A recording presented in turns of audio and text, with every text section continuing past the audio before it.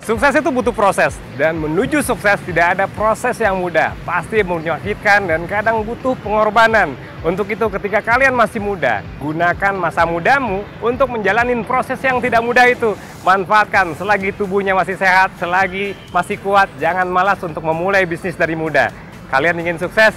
Mulai dari sekarang, jangan ditunda, karena langkah pertamanya yang akan menentukan kesuksesan kalian di masa depan.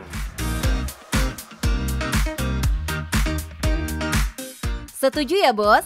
Kalau bisa colong start untuk memulai bisnis dari muda, kenapa enggak? Waktu nggak bisa diputar ulang, kesempatan juga belum tentu datang 2 kali. Kayak para pebisnis kali ini nih, yang muda pendulang cuan, sukses di usia muda. Under 30 loh bos, mantap!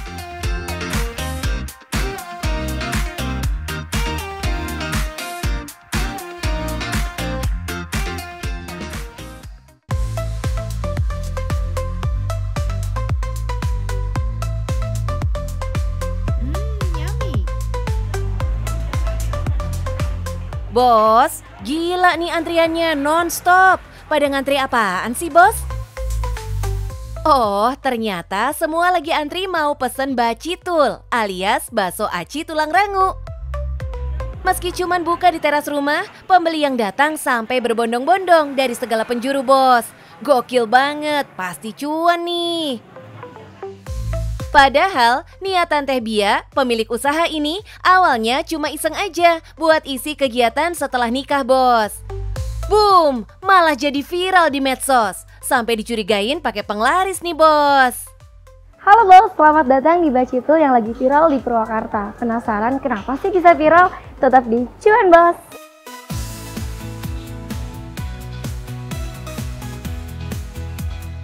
Buat Teh Bia, usia nggak jadi halangan buat merintis usaha dan mendulang cuan bos. Memulai usaha sejak usia 25 tahun, doi sukses merintis usaha kuliner bacitul yang jadi viral, yang berlokasi di daerah Purwakarta, Jawa Barat. Bacitul Teh Bia bukan sembarang bacitul bos. Teh Bia membuat konsep bacitul prasmanan yang belum pernah ada sebelumnya. Untuk memuaskan pembelinya, Teh Bia menyediakan banyak pilihan topping bos. Mulai dari mie, sayur, bakso aci, hingga cirawang. Ukuran bakso dagingnya juga lumayan dan banyak pilihan isiannya. Dijamin bisa bikin perut kenyang bos. Kita juga masukin topping perbaksoan daging kayak bakso urat, bakso jamur, bakso bawang daun, dan yang lain-lain. Lengkap ya bos, apalagi ada menu musiman yang lagi viral namanya jamur salju. Paling cocok disiram kuah bacitul Teh Bia nih. Jos banget rasanya di lidah. Rasa jamur salju yang tawar dan segar berpadu dengan kuah seblak yang asem, manis, pedas, dan gurih dijamin bikin nagih lidah. Hihi. Buat kuahnya juga ada pilihannya nih. Ada kuah seblak, kuah mercon yang pedas, dan kuah original yang kaldunya top banget. Tinggal pilih sesuai selera ya bos. Tapi yang paling jadi favorit pembeli si kuah seblak ini bos. Gak hanya bacitul aja yang ada di sini. Ada juga sup buah yang manis buat netralin lidah yang lagi kepedesan. Semua harga di sini bisa dibilang murah meriah. Untuk pilihan toppingnya mulai dari Rp1.000 sampai Rp15.000. Bikin lega kantong gak tuh? Wajar aja ya, banyak pembelinya yang balik lagi. Salah satunya Zilka yang sudah datang berkali-kali ke sini, bos. Ini nih. Sama ini juga ada. Banyak ya? Yang pasti gurih ya, terus enak. Baunya juga harum. Teh Bia dapat inspirasi bikin bacitul ini dari Garut, bos. Dan doi coba ulik sendiri resep bacitulnya. Sampai akhirnya doi dapet deh resep bacitulnya. Awalnya terinspirasi dari bakso yang ada di Garut aja sih. Bakso aci kan kebanyakan dari Garut ya. Cuma di Purwakarta belum ada, jadi makanya kita adain. Sebagian produk topping bacitulnya diproduksi sendiri bos. Sebagian lagi diambil dari supplier. Salah satu produk yang Teh Bia produksi sendiri adalah cirawang dan dimsum. Yes, tahu dong sama cirawang bos. Tapi apa sih bedanya sama bacitul Teh Bia? Cirawang itu adonannya pakai air panas. Kalau bacitruk itu pakai air dingin. Jadi bedanya itu. Habis ini kita langsung tambahin tulang rangu ini nih, yang jadi best sellernya itu ada tulang rangunya yang bikin nyakrek dan juga kenyal. Udah tahu bedanya ya bos? Biasanya cirawang ukurannya lebih besar dan lebih banyak tulang rangunya. Makanya butuh air panas biar adonannya cepat melekat. Rasanya tentu lebih krenyes dan lembut. Dalam sehari, Teh Bia bisa memproduksi sebanyak 15 kg menu topping bacitulnya. Mantap! Meski masih berusia muda, Teh Bia nggak hanya berdiam diri aja bos. Doi memulai usahanya cuma dengan modal Rp300.000. Teh Bia dengan tekun mengembangkan usahanya hingga bisa seviral sekarang. Sampai-sampai Doi dijulidin pakai dukun nih bos. Waduh, kok bisa sih Teh? Pastinya kalau tinggal di kampung ya Kak, banyak yang bilang katanya kita pakai magic atau apa gitu ya. Banyak yang bilang kayak gitu aja sih. Cuman kita nggak pernah nanggepin, anggap aja itu angin. Jadi ya udah nggak apa-apa. The power of medsos ya Teh. Teh Bia ini hanya mengamalkan ilmu jadi konten kreator dari perusahaan tempat Doi dulu bekerja. Dengan pengalamannya ini, Teh Bia punya kemampuan untuk membuat konten promosi bacitulnya, yang akhirnya bisa mendatangkan banyak pembeli.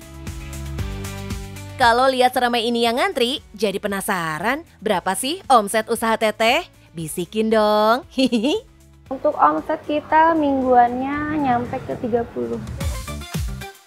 Gokil banget ya bos, dalam seminggu bisa tembus 30 juta. Kalau dikali sebulan bisa tembus 100 juta lebih bos. Mantap. Awal merintis usahanya, Teh Bia sempat ngerasa gengsi banget bos. Karena pernah kerja kantoran dan harus jualan bacitul. Awalnya gengsi sih Kak. Awalnya gengsi ya, dulu kerja di Waralaba. Kebetulan papa juga kita nebeng di rumah orang tua gitu kan. Tapi alhamdulillah orang tua support, jadi ya kitanya makin apa ya, makin semangat gitu buat jualannya. Kalau sekarang udah nggak gengsi ya Teh Bia? Apalagi usianya sekarang masih 26 tahun dan sudah bisa mendulang cuan dari segala penjuru karena bacitulnya. Dari hasil usaha bacitulnya ini, Doi bisa membantu perekonomian keluarga kecilnya dan tentu aja membantu perekonomian 10 orang karyawannya. Hebat! Definisi yang mudah pendulang cuan nih bos. Merintis usaha bisa dimulai dari usia muda, nggak perlu gengsi saat memulainya. Nah bos, mumpung kita masih muda, mau kita udah nikah ataupun kita belum nikah, yang penting kita punya penghasilan dan bisa mandiri. Yang penting juga tetap cuan bos.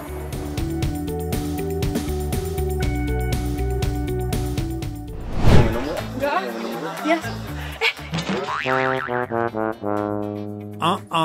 Maaf ya, nggak sengaja. Bos, pernah nggak ngalamin kejadian kayak gini? Panik nggak? Ya panik lah, masa enggak?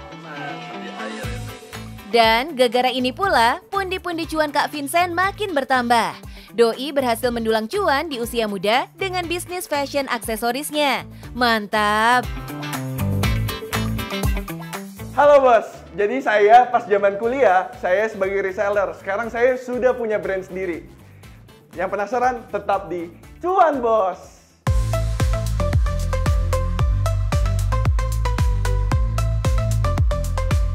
Di usianya yang baru 26 tahun, pemuda yang bernama lengkap Vincent Aditya ini udah punya brand sendiri loh. Keren!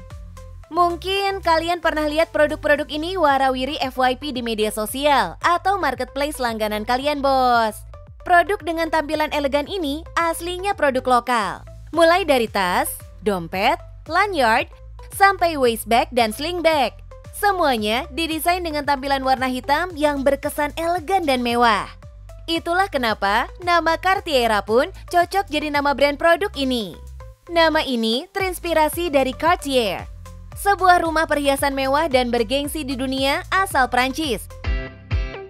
Tas, dompet, dan lanyard merupakan 3 produk dengan penjualan terbaiknya bos. Dan masing-masing memiliki unique selling point-nya sendiri. Misalnya, tas punggung ini nih, target pasarnya menyasar pada orang-orang dengan mobilitas tinggi di lapangan yang membutuhkan jaminan keamanan dan kenyamanan atas suatu produk yang mereka gunakan sehari-hari. Inspirasinya datang dari pengalaman pribadi Kak Vincent waktu masa sekolah. Doi pengen menciptakan tas yang aman dari cipratan air atau siraman air hujan, tapi tetap bisa tampil modis dan elegan. Nah bos, kita sekarang lagi ada di konveksi punya kita. Nah, ini adalah salah satu produk terbaik yang sudah berbahan waterproof. Waterproof itu jadi sudah aman untuk kena cipratan air, kena hujan, jadi kalian tidak perlu menggunakan raincoat lagi. Kita juga punya dompet. Dompet ini lagi viral banget. Nah, keunggulan dompet ini adalah dia bisa masukin duit secara instan. Dengan bahannya sudah berkualitas dan memiliki karet yang super kuat. Seperti ini. Ini dia produk pertama yang Doi launching ke pasar, bos. Biasanya dikenal dengan istilah dompet magic. Sesuai namanya, cara pakainya kayak orang lagi main sulap, bos. Cukup taruh duitnya di atas dompet, lalu tutup, balik, dan voila! Duitnya udah tersimpan rapi. Keren ya, bos? Aku tuh pernah main satu dompet yang bentuknya seperti itu. Jadi basicnya X sama dengan pada jenis dompetnya. Kayaknya kalau misalnya modelnya masih seperti itu, pasti udah ketinggalan zaman dong. Nah, aku gimana caranya biar orang-orang bisa pakai itu untuk setiap harinya dengan kualitas yang menurut aku paling terbaik lah dibandingkan pada zamannya. Kak Vincent juga membuat paket yang bisa dijadikan hadiah untuk pasangan. Kan kadang cewek-cewek tuh bingung kan Kak untuk kasih hadiah untuk cowoknya. Kita lagi sediain Prestige Gift Box. Jadi boxnya ini udah lengkap. Tinggal kalian sebagai cewek untuk kasih hadiah ke cowoknya dengan kualitas yang bagus dan looks-nya juga oke. Dari review para afiliator, penjualan produknya langsung melejit naik. Harganya mulai dari 59 ribuan. Bahkan untuk harga backpacknya nggak nyampe 200 ribu, bos. Kalau dicari toko offline-nya, kalian nggak akan nemu, bos. Soalnya sampai saat ini, Kak Vincent masih fokus penjualan secara online. Kita juga ada bekerja sama dengan salah satu mega KOL kita, seperti Dr. Tirta, Hendy Dion, dan banyak lagi sih Kak. Jadi kita udah direkomendasi dengan Cartiera ini oleh mereka gitu. Jadi sudah terbaik untuk kualitas dan penjualannya. Dampak dari promosi ini benar-benar nyata, bos. Awalnya, Kak Vincent hanya terima orderan 100-an pieces. Sekarang, pengirimannya nonstop dari Senin sampai Minggu ke seluruh Indonesia. Omsetnya pasti mantap tuh, bos. Jadi basically kita 500 sampai 1000 untuk daily produksinya. Jadi kurang lebihnya kalian boleh hitung sendiri. Kita hitung yuk, bos, omsetnya. Kalau dalam sehari minimal pesanannya 500 paket dikali dengan harga dompet magic 100 ribu, maka dalam sehari masuk tuh 50 juta omsetnya. Kalau sebulan, angka nolnya pasti banyak banget, bos. Gokil ya omsetnya. Itu baru dari satu barang, bos, belum ditambah barang yang lain. Punya banyak cuan di usia muda, pastinya sudah banyak pengalaman pahit yang dialami. Salah satunya saat Kak Vincent menjadi reseller sebuah produk sepatu. Doi membelanjakan modalnya untuk membeli dan menyimpan banyak stok barang yang saat itu lagi tren. Namun prediksinya meleset hingga membuat modalnya macet. Itu adalah sebuah dead stock. Dead stock itu barang yang trennya udah turun, tiba-tiba nggak laku. Pokoknya aku gimana caranya untuk ngabisin itu semua produknya, aku jual dan jadiin sebuah modal usaha untuk ke brand baru ini. Untuk bisa ngebalikin modalnya, Kak Vincent jual rugi, bos. Hingga akhirnya Doi berhasil menjual semua stok sepatunya dan kembali menjadi modal. Bisa jadi solusi nih kalau kita menghadapi masalah yang sama. Bagi Kak Vincent, apa yang sudah diraihnya sekarang merupakan salah satu pencapaian terbaiknya. Feelingnya tuh rasanya beda. Jadi setiap kali aku ngelihat orang menggunakan produk aku tuh aku happy banget. Kayak orang tuh beneran dipakai gitu karena kualitasnya yang menurutku terbaik lah. Jadi makanya orang bisa pakai untuk setiap harinya. Di usia 20 tahunan, udah punya bisnis dan brand sendiri dengan omset ratusan juta rupiah. Boleh dong Kak, bagi tipsnya untuk para calon bos? Ini menurut prinsip aku ya Kak. Pas zamannya kan aku nggak tahu usaha itu bakal berhasil atau enggak. Seenggaknya tapi aku cobain, kalau gagal ya evaluasi gimana caranya biar lebih baik lagi. Dari kisah Kak Vincent, nggak ada batasan kapan bisa memiliki sebuah bisnis. Selagi masih muda, puas-puasin deh manfaatin waktu dan energinya untuk belajar mengembangkan diri, termasuk memulai bisnis. Yang muda pendulang cuan. So, kapan lagi kalau bukan sekarang? Gimana bos, udah lihat usaha saya? Nah, bagi kalian yang belum mulai bisnis, mending cobanya dari sekarang, mumpung masih muda. Yang penting kata kuncinya konsisten, berjuang terus, dan cuan bos!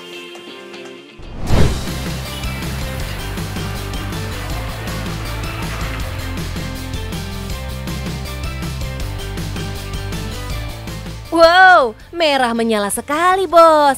Siapa yang tergoda buat nyicipin lobster ini? Terkesan mahal ya, tapi tenang bos, ini harganya start dari 20 ribuan aja. Soalnya ini pakai lobster air tawar. Lobster-lobster ini dibudidayakan langsung oleh Kang Aulia Ausfar yang baru berusia 28 tahun. Dari usaha budidaya lobsternya, Doi udah punya ratusan mitra budidaya lobster.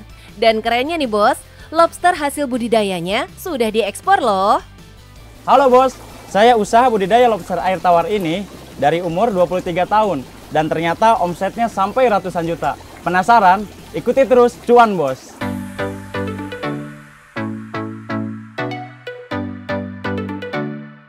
Wih, gokil banget ya bos.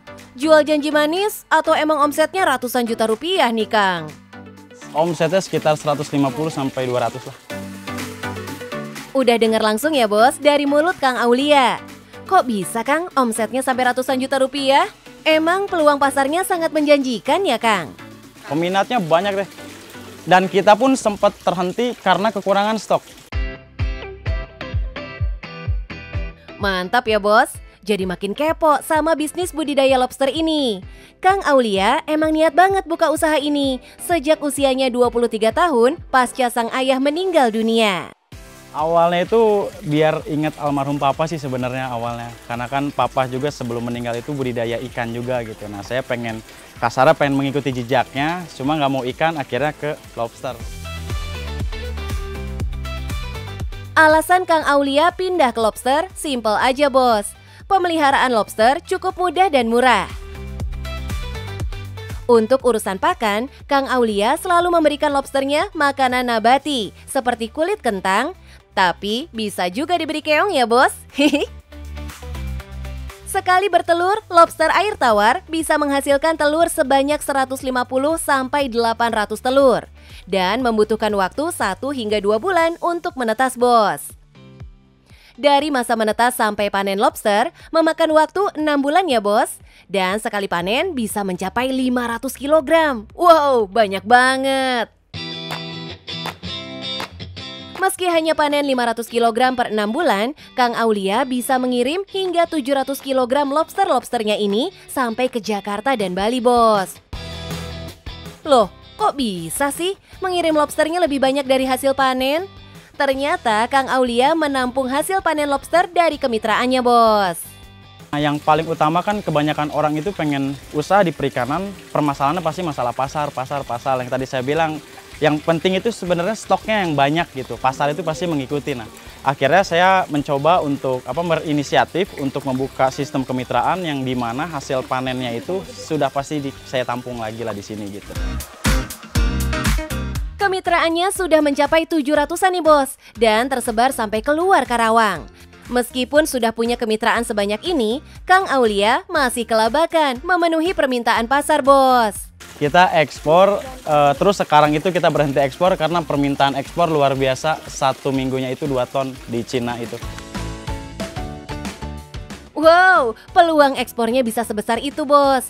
Sayang sekali ya, Kang Aulia harus berhenti ekspor karena nggak bisa memenuhi permintaan kuota ekspor. Hiks. Buat yang mau gabung kemitraan, bisa banget bos.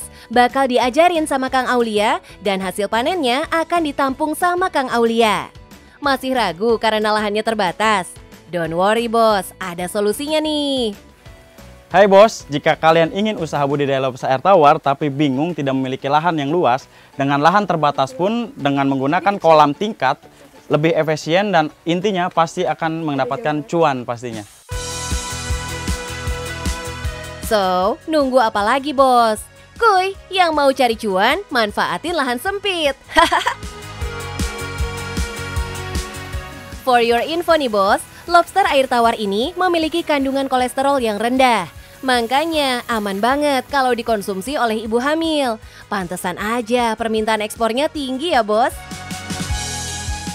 Untuk mengembangkan usaha lobsternya, Kang Aulia juga membuka kedai makan lobster air tawar di Karawang bos. Di kedai makannya ini, Doi selalu menyajikan lobster fresh. Makanya rasa daging lobster air tawarnya lebih manis dan tidak amis. Wajar aja kalau banyak cuan yang didulang Kang Aulia bos. Mulai dari kedai, kemitraan, hingga permintaan lobster dari daerah lain.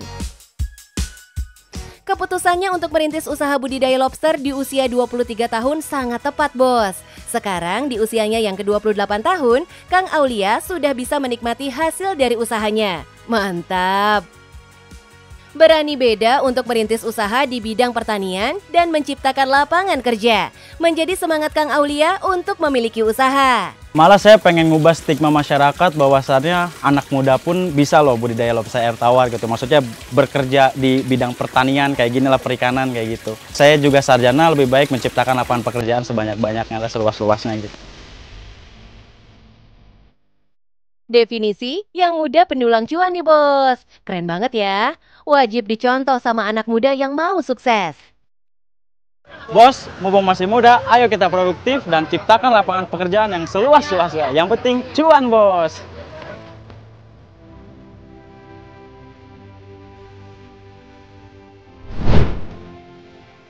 Masih banyak nih kisah pengusaha muda yang sudah sukses merintis usahanya dari usia muda. Penasaran? Tonton terus ya bos.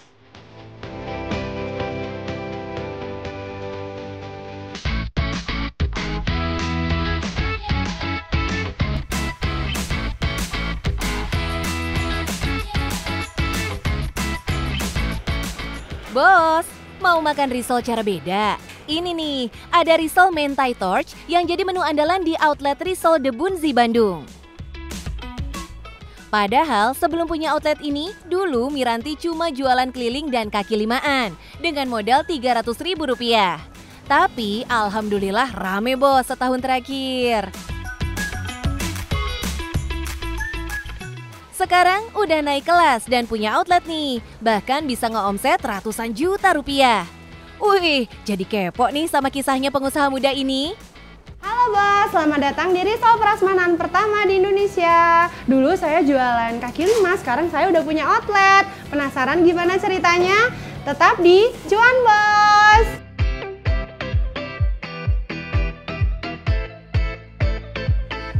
Pengusaha kuliner yang satu ini memulai usahanya dari usia 23 tahun bos. Dimulai dari berjualan di kaki lima, hingga sekarang Kak Miranti sudah memiliki outlet sendiri. Keren ya bos?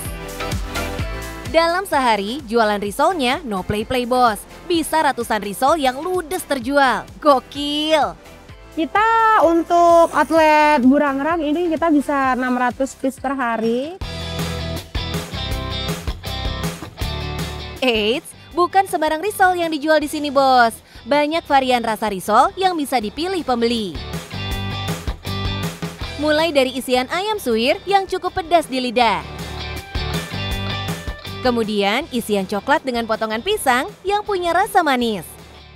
Dan isian yang paling unik, ada risol isi seblak nih bos, dengan rasa pedas gurih. Inovasi rasanya nggak hanya itu aja bos.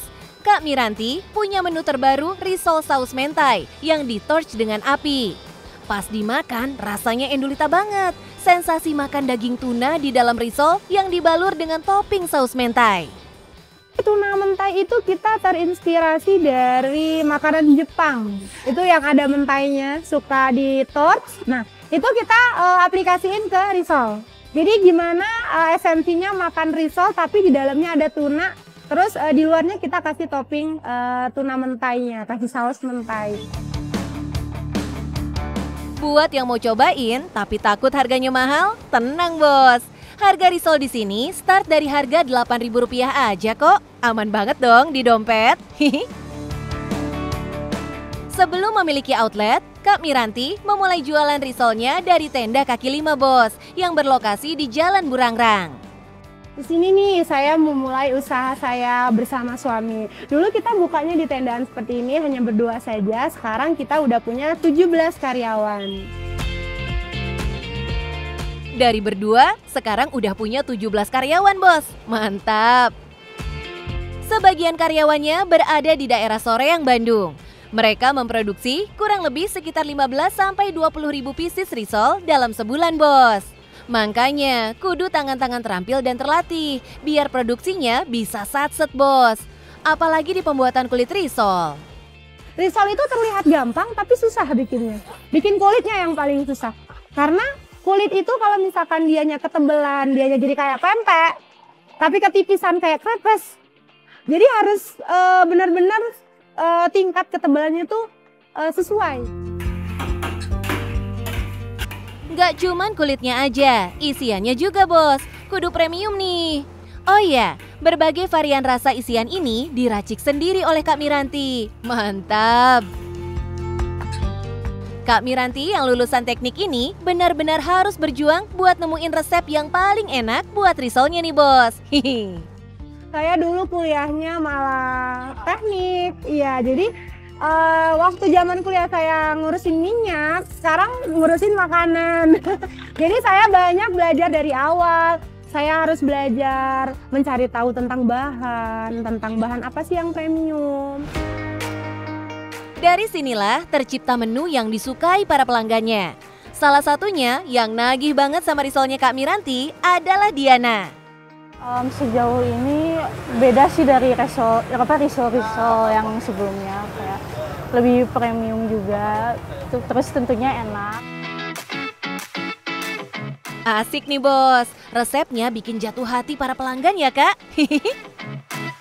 Bukan pengusaha kalau nggak nemuin kendala bos. Kak Miranti sadar banget kalau risolnya ini makanan yang cepat basi. So, doi pun cari cara untuk mengatasinya. Sebenarnya kita banyak melalui trial error ya. Yang pertama kita mulai dari sterilisasi produksi. Jadi mungkin terlihat sepele ya. Karyawan kita harus kita pakaiin APD lengkap, harus kita pakaiin sarung tangan, tutup kepala.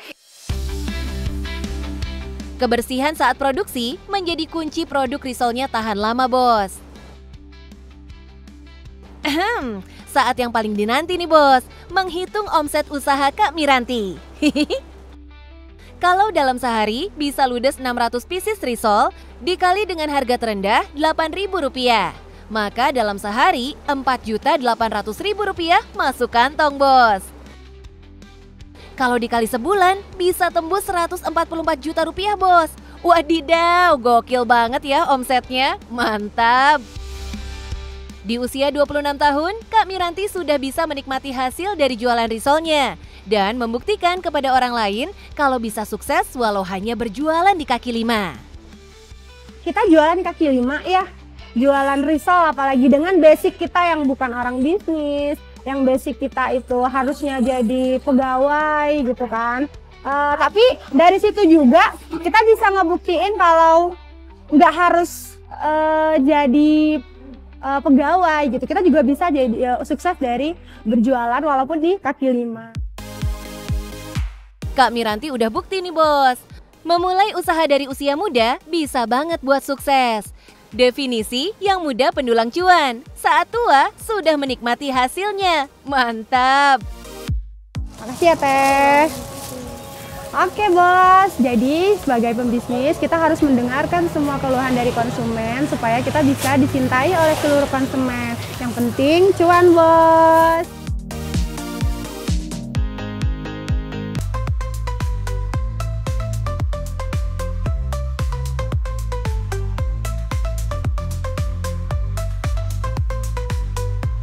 Nanda, lo kan masih muda nih ya? Iya. Kok bisa sih tajir amat? Ya banyak yang harus dilalui juga sih sebenarnya biar punya duit sebanyak itu gitu. Jadi penasaran gue, lo kerja apa sih? Kita duduk dulu kali ya, biar diceritain juga. Oke, siap.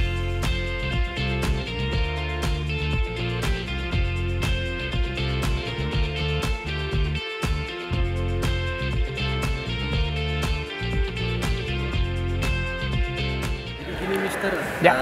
Temenku ini kepo nih, gimana caranya bikin bisnis dari muda gitu. Oh, sukses itu pasti butuh proses. Dan proses itu pasti nggak ada yang instan. Nah, sekarang selagi masih muda, bener, manfaatin tuh. Karena bisnis itu butuh passion. Passion itu sesuatu yang kita rela sakit, rela menderita untuk menjalankannya. Jadi bukan karena apa yang kita suka, tapi kita rela menderita karenanya itu passion. Nah, bisnis itu butuh passion karena bisnis itu menderita. Kenapa? Karena proses gagalnya banyak. Kayak misalnya sendiri, sebelum mencapai titik ini, bikin brand kuliner 10, 8 gagal. Baru yang ke-9 dan ke-10 yang alhamdulillah baik. Nah, sekarang manfaatin ketika masih muda, energi masih banyak, manfaatin, belajar, pelajari dari orang-orang yang sudah sukses sebelumnya. Jadi tipsnya, mulai aja dulu. Selagi masih muda, habisin jatah gagalnya. Mulai apa yang sekarang terlihat besar di market, kita fokusin ke sana. Karena bisnis itu bisa jalan ada 3 faktor. Pertama, apakah bisnis tersebut bisa menjadi solusi banyak orang. Jadi kalau andaikan kita bikin bisnis dan problem yang bisa di-solve dari itu adalah problem yang besar, insya Allah bisnisnya akan besar. Nah, misalnya suatu bisnis itu kalau andaikan banyak masalah yang bisa diselesaikan, bisnisnya akan cenderung akan lebih besar. Jadi cari dulu masalah yang paling gede, kemudian kita cari solusinya. Yang kedua, yang paling penting sih sebenarnya ini, kita punya bisnis itu bisa bermanfaatnya lebih besar. Kalau hanya kan kita bisa bikin bisnis hanya untuk diri kita sendiri, rezeki kita ya cuma buat kita sendiri. Tapi kalau manfaatnya itu bisa buat anak istri, pasti Allah nanti akan gedein tuh bisnisnya. Ternyata bisnisnya ini bisa membantu saudara-saudara kita lainnya yang lagi butuh lapangan pekerjaan, yang butuh makan, saudara-saudara kita yang di pesantren atau bikin masjid dan lain-lain. Jadi manfaatnya makin besar. Kita makasih banget, Pak. Yep, sama-sama. Bermanfaat banget. Alhamdulillah. Mudah-mudahan lancar ya bisnisnya. Nanti kabarin kalau sudah sukses, jangan lupa undang-undang ya. Ya, sip.